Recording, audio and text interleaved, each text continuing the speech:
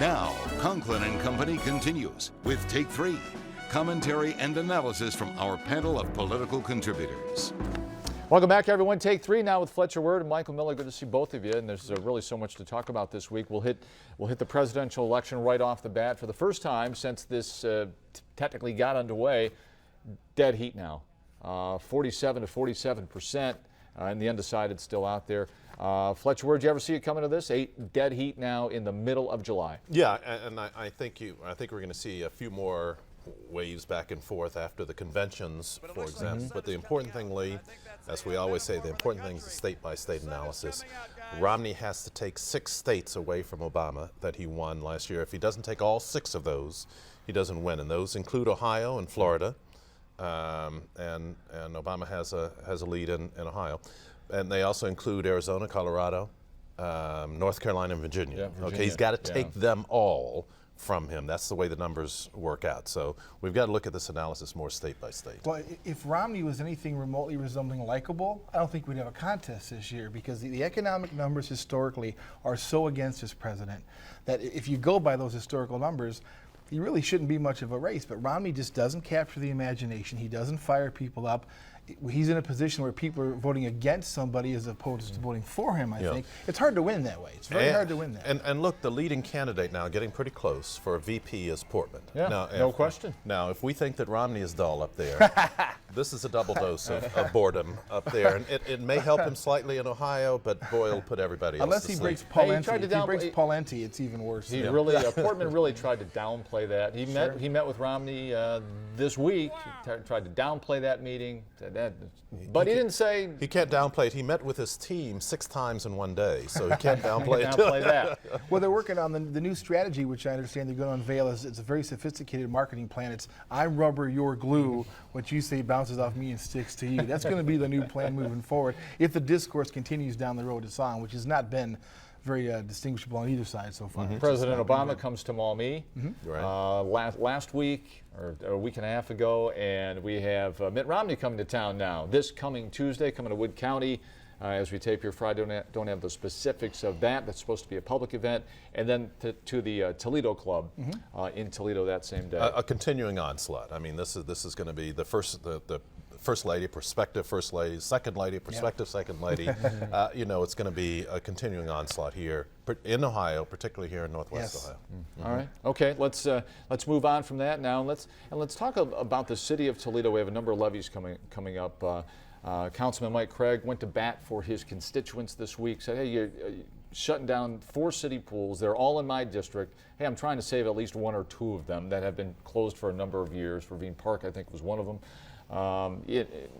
And part of this, if they could resurrect 1 or 2 of them, would be paid for with this Parks and Recreation levy, which would be on the ballot, $18 a year on the average home. So what about the Parks and Rec levy in concert with something like the city pools?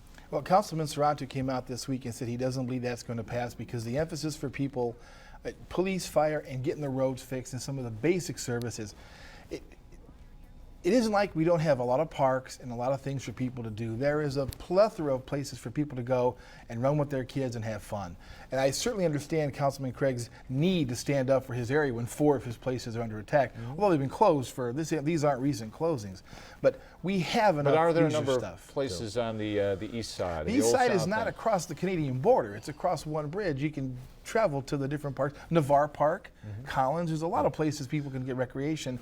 I think Serrato is exactly right. When people look at these levies on the ballot, the needs are going to come above some of the luxuries. And TPS on the ballot, when library. When we speak of needs, we have a lot of things on the ballot this time. We have a couple of relatively new, and the park thing is new. Okay, that's an additional expense, as is the TPS one. The TPS is a pretty large ask at this time, and I would think that most voters would put that need up there before the Parks and Priority Recreation list. thing.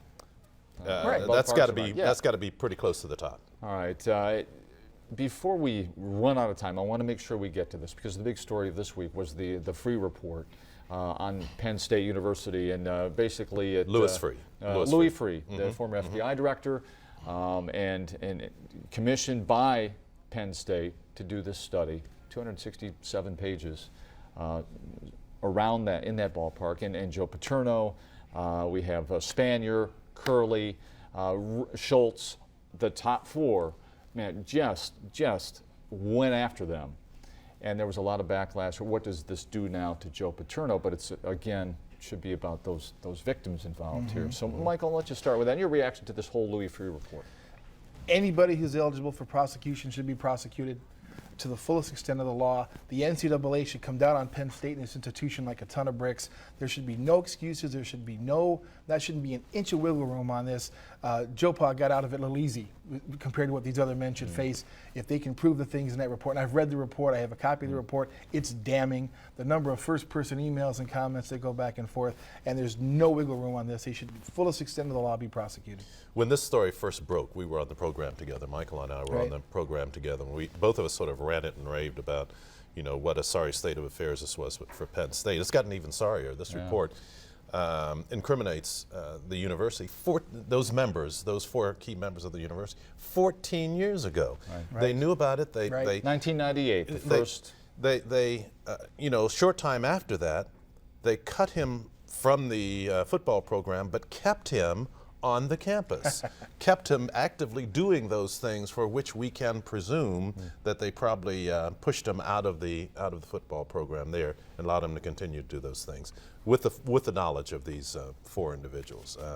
It's a horrific state of affairs for Penn State. Do you feel? And I don't think the NCAA will come down on them like a ton of bricks, but if I had my way, it'd be the death penalty for the program. I agree. Well, I agree. A lot of push on that. Yep. No question. One of the darkest periods ever for collegiate athletics and a university itself. All right, just got 2 minutes. Toledo Blade suing the city over this gang territory map from Toledo Police, and an interesting question over public's right to know, and what the police say is, you know, we're using this as an investigative tool. And Fletcher, start with that.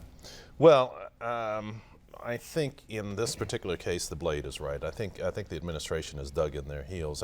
You can go online, as Michael and I were talking about, you know, off camera, and see dozens of cities that have published these maps. So I think perhaps the police department and the Bell administration have dug in their heels on this, perhaps a little bit too much. Michael? There's no question that is public information. There may be a germane argument about when it becomes public information related to the safety of the officers and the investigation involved. But it is public information. That will be found, there's no question. Do you liken this at all to when newscasts, on the news, we tell people, hey, there's going to be a DUI checkpoint here, and people say, well, why do you say that if they really want to catch the people who are breaking the law?